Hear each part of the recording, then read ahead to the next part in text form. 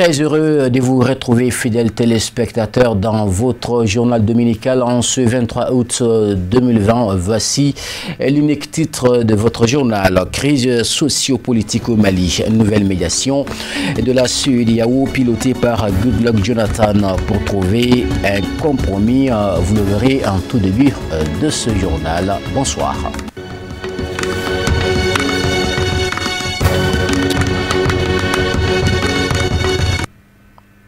Et si vous nous rejoignez en direct sur Cherif La TV, bonsoir et bienvenue, je vous l'annonçais tout juste à l'entente de ce journal, la CEDEAO très optimiste des débuts pour parler avec la junte militaire.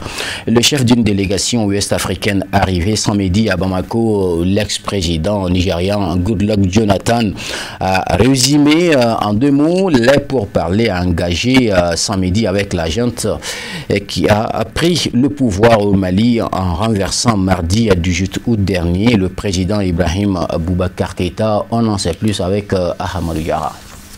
Le médiateur attitré de la CEDEAO, Goodluck Jonathan, arrivé à Bamako ce samedi, a affirmé dans la soirée à la presse nationale et internationale avoir vu l'ancien président Ibrahim Boubacar Keïta qui se porte bien selon ses informations. Mandaté pour assurer le retour immédiat de l'ordre constitutionnel dans notre pays, le Nigérian multiplie donc les rencontres. Auparavant, les envoyés de la CEDEAO avaient été reçus pendant une trentaine de minutes par les membres du Comité national pour le salut du peuple, CNSP, dont le nouvel homme fort du pays, le colonel Assimi Goïta. Les discussions se sont déroulées dans un climat très ouvert et on a senti une volonté vraiment d'aller de l'avant, a affirmé dans la soirée le président de la commission de l'institution sous-régionale, Jean-Claude Brou. Il a aussi déclaré, je cite, « La CEDEAO a essentiellement pour rôle d'accompagner le Mali. La solution que nous devons trouver, et je crois que tout le monde est d'accord, c'est une solution qui satisfasse les Maliens d'abord et qui soit aussi bénéfique pour tous les pays de la sous-région », a-t-il ajouté. Les discussions avec la junte qui ont bien commencé devraient se poursuivre ce dimanche et nous espérons pouvoir tout finaliser d'ici ce lundi, a-t-il conclu. Selon le porte-parole des militaires, les échanges avec la CEDEAO se portent très bien, se passent très bien dans un climat serein. Les envoyés ouest-africains se sont également rendus à Kati, devenu le centre du nouveau pouvoir, où ils ont rencontré, selon une source officielle, les personnalités arrêtées par les militaires, parmi lesquelles le Premier ministre Boubou Cissé, le président de l'Assemblée nationale Moussa Tembeni et le chef d'état-major de l'armée, le général Abdoulaye Coulibaly. La délégation devrait également rencontrer ce dimanche les ambassadeurs des 5 pays membres permanents du Conseil de sécurité de l'ONU, la France, les États-Unis, la Russie, la Grande-Bretagne et la Chine. Les pays voisins du Mali réunis en sommet extraordinaire avaient réclamé, rappelons-le, jeudi dernier, le rétablissement du président Keïta et décidé d'envoyer cette délégation à Bamako, la 4e de l'ex-président Goodluck Jonathan depuis le début de la crise sociopolitique qui ébranle le Mali depuis les législatives contestée de mars-avril. Dénoncé par la communauté internationale, le coup d'État militaire n'a suscité aucune opposition notable à Bamako, la capitale. Toujours aux crises sociales au Mali, l'association des jeunes pour la citoyenneté active et la démocratie, AGICAD, l'Observatoire pour les élections et la bonne gouvernance au Mali et Doniblog, communauté des blogueurs du Mali, ont co-animé une conférence de presse ce samedi 22 août au siège de l'AGICAD afin de décliner leur position face à la situation actuelle de notre pays suite à l'arrestation et à la démission du président Ibrahim Boubacar Keïta. En tant qu'organisation de la société civile dont la majorité suit le processus électoral et la gouvernance au Mali depuis 1996, ils ont réaffirmé leur profond attachement à la constitution du Mali du 25 février 1992, à la déclaration de Bamako de 2000, au protocole additionnel de la CEDEAO de 2001 sur la démocratie et la bonne gouvernance et à tous les autres instruments juridiques nationaux et internationaux auxquels le Mali a souscrit. Plus de détails au micro de Kafouné Batili et Ibrahim Koulibaly. Et nous sommes là dans le cadre d'une synergie qu'on a mise en place. L'Observatoire pour les élections et la bonne gouvernance, l'AGICAD, qui est l'association de la jeunesse active pour la citoyenneté et la démocratie, et aussi Bembéré, Doni Bloc, qui est la communauté de blogueurs du Mali. On a tenu à ce que les trois organisations de la société civile puissent se rencontrer pour parler sur l'actualité aujourd'hui. L'actualité pour tout le monde, c'est la démission forcée du président de la République, Ibrahim Boubacar Keïta, qui a laissé le pouvoir, qui a dissous l'Assemblée, qui a dissous le gouvernement, et quelles sont les perspectives qui s'offrent à nous. Déjà, on a fait un constat par rapport à tout ce qui s'est passé de 2012 jusqu'à 2019 pour dire que les institutions de la République du Mali même n'ont pas respecté les textes de la République, à savoir la Constitution, toutes les lois qui sont rattachées à cette Constitution, et aussi les instruments juridiques nationaux et internationaux, qui disent principalement trois choses. C'est que, il faut préserver l'état de droit, c'est-à-dire la séparation du pouvoir entre l'exécutif, le législatif et le judiciaire. Il ne faut pas que l'un interfère dans l'autre.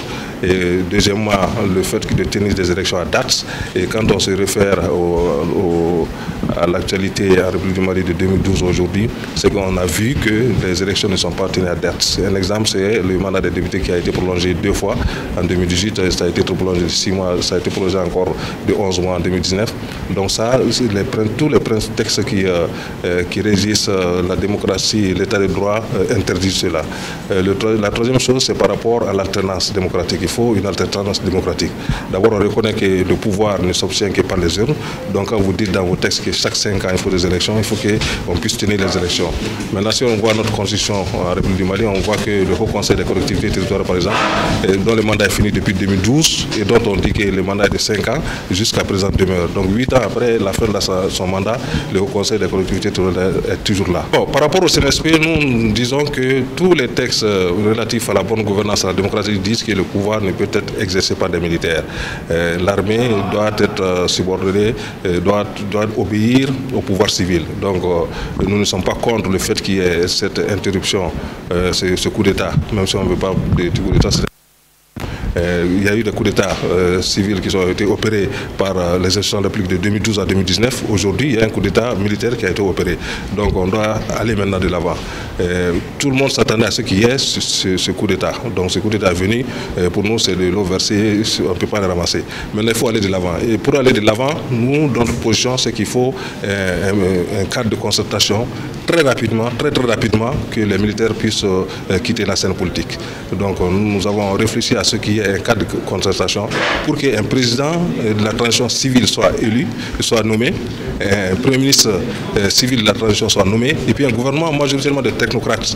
Parce que si on se réfère aux partis politiques, à notre avis, les partis politiques aussi sont comptables de différents coups d'État civils qui ont été opérés de 2012 à 2019. Ils sont autant responsables que le président de la République, parce que c'est toutes les institutions et les pouvoirs partis politiques de la majorité présidentielle qui sont aussi responsables. Donc ils doivent aussi demeurer à côté. Non seulement les militaires doivent quitter la scène, mais les partis politiques aussi doivent quitter la scène pour donner la chance à des technocrates de venir de travailler pendant 1 an durant la transition à la relecture des textes fondamentaux pour des réformes profondes, des réformes institutionnelles, des réformes électorales. C'est ce qu'on attend pour cette 1 année de transition, et on espère que si les gens s'attellent à ça, on pourra sortir de la crise pour que plus jamais il y ait de crise au Mali. L'actualité toujours sur la situation socio-politique au Mali suite au changement de régime dans notre pays le mardi 18 août 2020. La plateforme Ouattissera pour le soutien de la paix, la stabilité et la cohésion sociale a fait une déclaration. C'était au cours d'un point de presse tenu le samedi 22 août 2020 à son siège national à Djilibougou. Écoutons le secrétaire général au micro de Amadou Kamara et Célou Niaré. En ces jours critiques dans l'histoire de notre pays, le Mali, nous, membres de la plateforme Ouattissera, faisons cette déclaration à l'endroit des Maliens de l'intérieur et de la diaspora. La plateforme Ouattissera a suivi avec préoccupation les événements survenus le 18 août 2020. Ayant entraîné la dissolution de l'Assemblée nationale, du gouvernement et du président de la République. Ayant entraîné la dissolution de l'Assemblée nationale, du gouvernement et la démission du président de la République, M. Ibrahim Boubacar Keïta. La plateforme Ouattara reste profondément attachée aux valeurs démocratiques et laïques de la République. À cet effet, la plateforme Ouattara prend acte de la dissolution de l'Assemblée nationale, du gouvernement et de la démission du président de la République. Invite le Comité national pour le salut du peuple au respect et à la mise en œuvre des orientations contenues dans sa déclaration liminaire du 18 août 2020. La plateforme Ouattara demande à l'ensemble des acteurs de mettre l'intérêt de la nation au devant et d'unir toutes les forces vives de la nation autour d'un but commun pour que le Mali puisse sortir grand dans cette crise multidimensionnelle. La plateforme Ouattara invite l'ensemble des Maliennes et des Maliens, de l'intérieur et de la diaspora, à l'union sacrée, à la solidarité pour relèvement définitif de notre pays, le Mali. Que Dieu bénisse le Mali, Bamako, le 22 août 2020. Et puis pour terminer avec cette situation sociopolitique au Mali, les événements du mardi survenus le 18 août dernier suite à une mutinerie ont débouché sur l'arrestation de l'ex-président de la République du Mali, Ibrahim Boubacar Keïta, et de son premier ministre et de plusieurs autres personnalités politiques et de hauts gradés de l'armée. Dès lors, les Maliens sont partagés entre coups de force ou démission du président. À quoi doit-on s'attendre pour la suite de ces événements? Samaïra Sanogo et Ibrahim Koulibaly se sont entretenus avec certains citoyens de la capitale suivante. Ayant fait objet de critiques et de contestations ponctuées par des pillages et souvent de morts d'hommes depuis plusieurs mois, le régime dirigé par Ibrahim Boubacar Keïta a finalement chuté ce mardi 18 août. C'est que si le peuple malien est sorti majoritairement pour revendiquer en tout cas un bien-être social, pour revendiquer plus d'écoles, pour revendiquer un accès universel aux soins de santé de base, pour revendiquer une justice sociale, pour revendiquer une gouvernance de qualité, et que cela a conduit finalement à la chute du régime. Mais en tout état de cause, il ne faut pas qu'on s'arrête là, il faudrait qu'on aille à l'essentiel. On doit sortir des critiques stériles maintenant, de pointer du doigt des coupables ou des responsables. Je pense que pour ce qui nous est arrivé, je pourrais dire que nous sommes tous coupables. Même si certains cherchent encore des mots pour qualifier ces événements qui ont abouti à l'arrestation des hommes politiques et hauts cadres de l'armée en plus de l'ex-président et de son premier ministre, d'autres pensent déjà à l'après-Ibeka. Je pense que l'après-Ibeka va peut-être nous rapporter encore beaucoup de choses parce qu'effectivement le Mali traverse des moments très critiques en ce moment. Je souhaite que la population accompagne l'armée. Vraiment, l'armée, c'est une partie du peuple. Il faut que les gens le comprennent. Les soulèvements populaires, c'est une partie de l'armée. Peut-être que ça ne se voit pas, mais aujourd'hui, si ils ont pris la responsabilité, ils n'ont fait qu'achever un travail qui a été déjà fait par les populations. Le ras-le-bol des populations n'était caché nulle part. Donc, vraiment, c'est un salut. Il faut vraiment saluer l'arrivée de ces militaires pour mettre fin vraiment au calvaire des populations. Cet autre analyste politique ne semble pas être le seul à s'inquiéter sur le futur sort du pays. Maintenant, il faut un changement profond par rapport à la gouvernance, par rapport à la sécurité.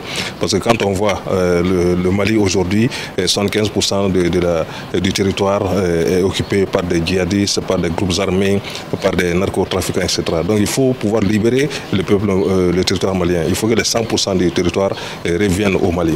Maintenant, par rapport à la gouvernance, il faut une nouvelle gouvernance, un président de la transition civile, il faut qu'il y ait un premier ministre consensuel civil, il faut qu'il y ait un gouvernement d'union nationale civile, mais le gouvernement d'union nationale, en tout sens, doit être formé majoritairement de technocrates qui seront là pour conduire les réformes institutionnelles, les réformes électorales. La conjugaison des efforts de toutes les composantes du pays est vue par certains de nos interlocuteurs comme l'unique piste à emprunter pour une sortie de crise définitive. C'est vraiment prévisible.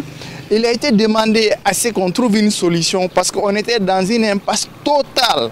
Ça fait des mois qu'au Mali, il n'y a pas de boulot, et rien ne marchait. Le matin, quand tu sors, tu ne sais pas est-ce que tu vas rentrer sain et sauf chez toi. Donc on s'attendait à quelque chose, mais on ne s'attendait pas tout de suite au départ immédiat des BK. Parce que nous, on s'était dit qu'il y avait une solution politique, mais alors donc finalement, si lui, il n'a pas bougé d'un pas, alors le pire qui était son départ va arriver. C'était vraiment prévisible. Il y a la circulation se passe très bien, tout se passe bien, parce qu'il y avait un blocage. Le blocage maintenant n'existe plus. Tout le monde vague aujourd'hui à ses affaires. Donc nous ne pouvons être que joyeux aujourd'hui. Vraiment, le régime qui bloquait tout au Mali, ce régime est aujourd'hui à plat. Tout le monde vague à ses affaires. En attendant, le Comité national pour le salut du peuple, avec à sa tête le colonel Assimi Goïta, veille à la continuité des services publics. Maintenant, on va feuilleter dans le monde pour ce qui fait la une avec Ahmadou Diarra.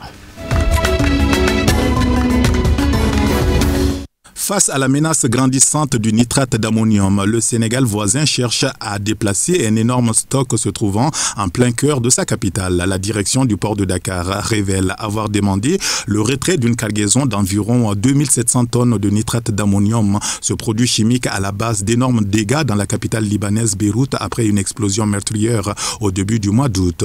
La quantité stockée dans le port de Dakar est presque équivalente à celle qui se trouvait dans le port de Beyrouth. Selon les autorités sénégalaises, le produit chimique fait partie d'un lot de 3050 tonnes de nitrate d'ammonium destiné au Mali voisin chez nous. Les responsables du port affirment que 350 tonnes y ont déjà été transportées. En République démocratique du Congo, c'est le retour triomphal pour Martin Fayulu et Adolphe Muzito, les deux leaders de la MOCA rentrés à Kinshasa ce samedi, après 5 mois bloqués aux États-Unis suite à la pandémie du Covid-19. Dans la foulée, Fayulu a tenu un meeting place Sainte-Thérèse. Devant des milliers de partisans, celui qui se présente toujours comme le vainqueur de la dernière présidentielle n'a pas manqué de tacler la gestion du président Tshisekedi et d'attaquer la coalition au pouvoir. Il appelle à des réformes sur la loi électorale avant les élections anticipées. Il a également menacé de mobiliser la population pour un sitting géant au Parlement si ces demandes n'étaient pas prises en compte. En Ouganda, on vous parle de l'arrivée sous les acclamations des partisans de Bobi Wine, le chanteur devenu député officiellement investi, candidat de son parti pour la prochaine élection présidentielle. Seul candidat de la plateforme Unité nationale en lice pour l'élection prévue en 2021, il s'est présenté ce vendredi au siège du parti pour remettre son formulaire. Devant les commissaires, celui qui appelle à une opposition unifiée a exprimé toute sa gratitude. Surnommé le président du ghetto, il est devenu le visage de la contestation politique du pays, s'opposant ouvertement au président Yoweri Museveni, 76 ans, et au pouvoir depuis 1986. Et enfin, aux États-Unis, plus de 100 000 personnes ont été forcées d'évacuer leur domicile en Californie en proie à certains des pires incendies de son histoire et dont des zones entières étaient recouvertes vendredi d'épais nuages de fumée. Les feux de forêt qui font ravage en Californie ont atteint vendredi 21 août une ampleur rarement observée dans cet état. Les incendies déclenchés par une dizaine de milliers d'éclairs et alimentés par une chaleur qui bat des records et une faible humidité ont déjà coûté la vie à au moins 5 personnes selon les autorités locales. L'un des plus grands brasiers, le Lighting Complex, a fait partir à lui seul à près de 90 000 hectares en fumée depuis vendredi matin.